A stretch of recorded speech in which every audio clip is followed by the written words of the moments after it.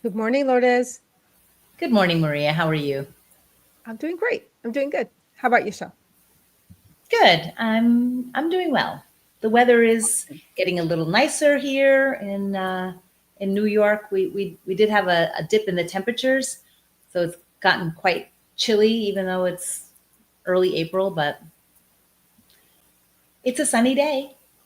Nice, nice. Yeah, down here in Florida, it's easy breezy, always sunny. Well, today's going to be some rain. I haven't seen it though. Anyway, Mm. so what's going on today? Well, let's welcome everyone back to Coaching Conversations. Today, we're going to explore the need to escape. I'm Lourdes Lafer. And I'm Maria Sabio.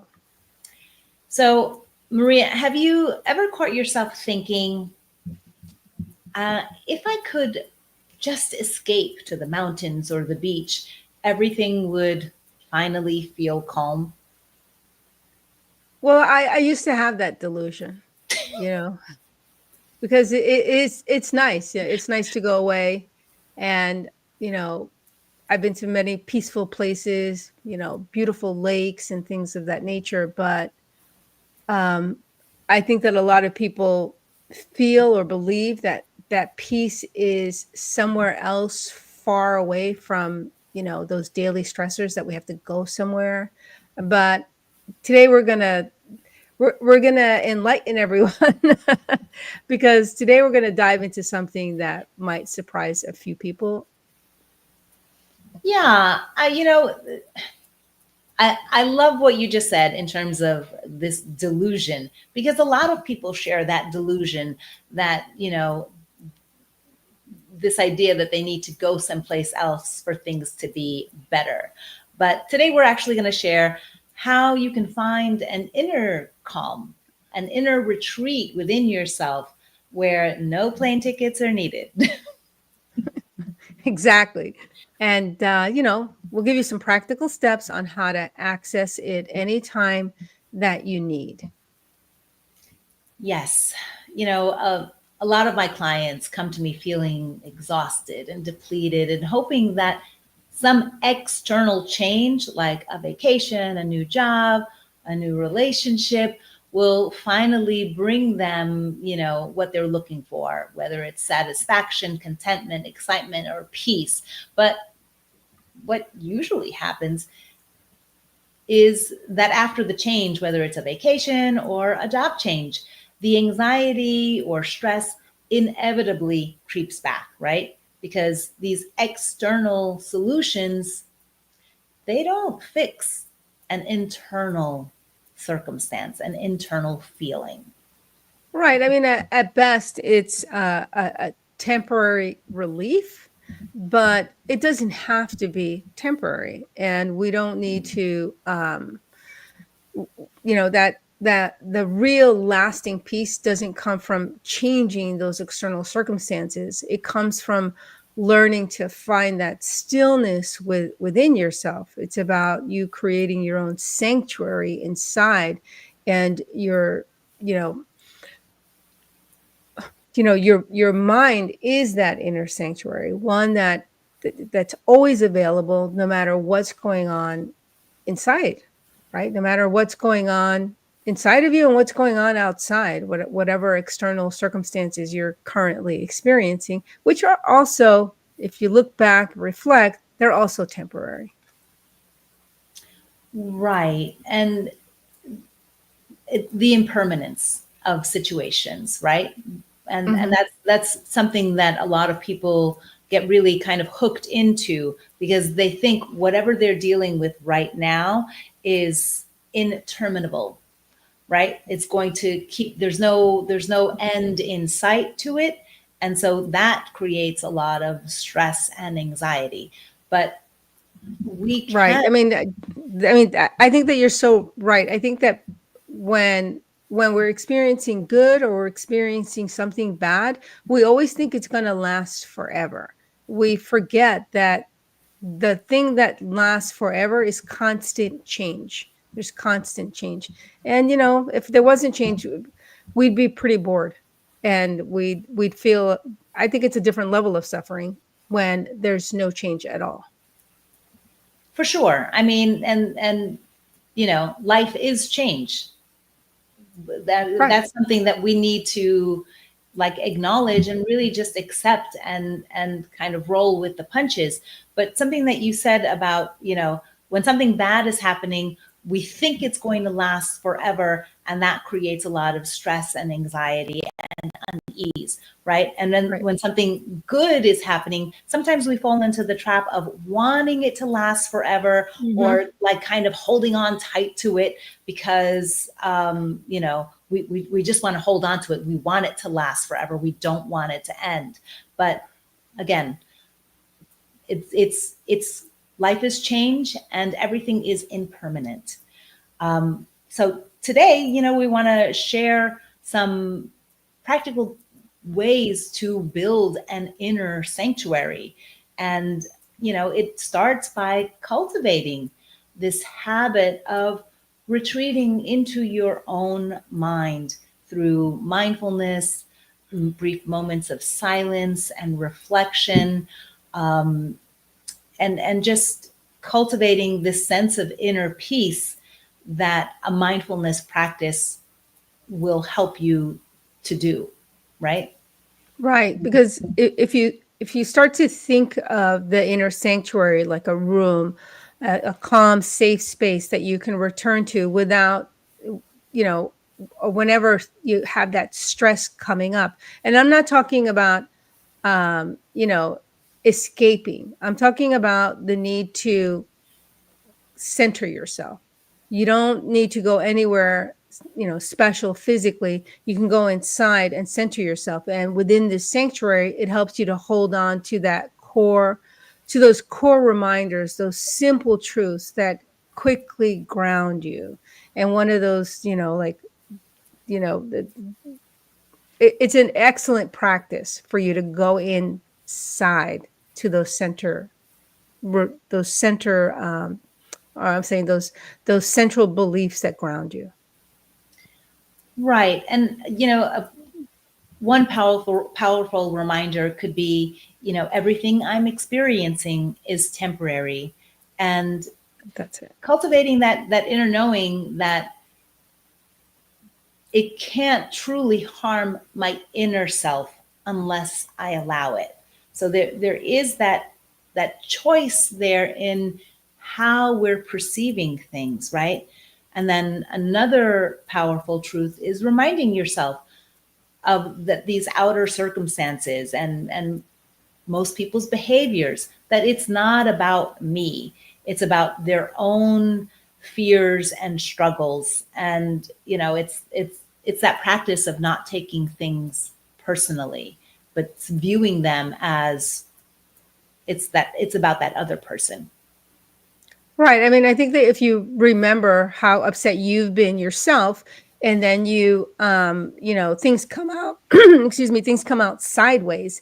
And so you're upset with somebody at the store or waiting online, but are you really upset with those people waiting online? You're already upset. So what's spilling out is your own upsetness. Now, the person next to you, if that, you shouldn't take that personal, because it has absolutely nothing to do with you. And a lot of times you can say, hey, it's the guy, this guy must be having a bad day, or maybe they just got bad news. Something, when you start to think, hey, this has nothing to do with me at all, then you feel, that's like one less thing that you have to carry with yourself, right? You don't have to carry that anymore. Do you have like an example that maybe you could share with us? So many examples from my own life, and also, clients that I've worked with. I had this one client, for example, that was really overwhelmed by conflicts at work and at home. And he constantly felt attacked and defensive, like, really combative. And when he began practicing these internal this internal mindfulness practice of coming back to the island within himself, he realized that people's reactions, they weren't personal. They were projections of their own struggles. And, this allowed him to be less triggered by other people's behavior because he stopped correlating it with the beliefs that he had about himself. It was a way for him to kind of separate himself from those outer circumstances, right? Right. So what actually shifted for him? Well, this an expanded inner stillness and emotional distance and self-compassion. His interactions improved dramatically because he was, no longer reacting like that hair trigger reaction, but he was responding. Yeah, that's a big difference. I mean, it's so powerful because it shows the practical benefit of having that inner peace ready for those stressful moments.